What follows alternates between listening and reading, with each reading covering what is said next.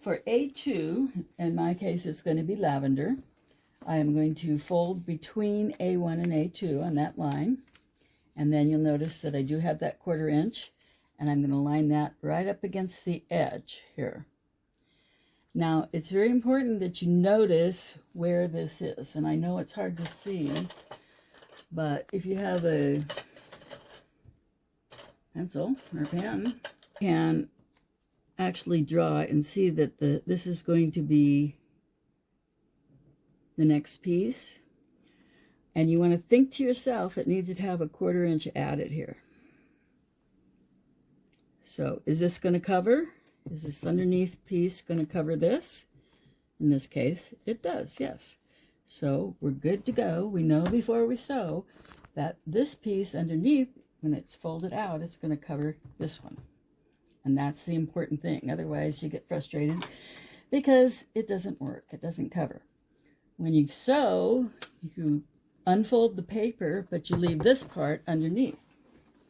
So now I'm going to sew directly on the line, as close as I can, directly on the line between A1 and A2.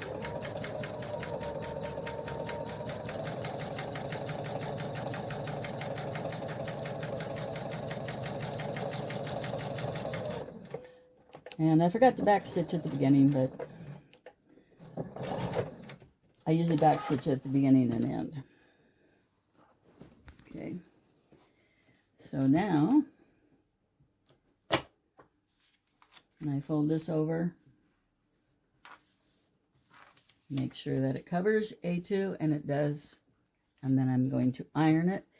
When you iron it, the other important part is do not get an extra fabric in the fold, because if you do, the pattern won't come out correctly.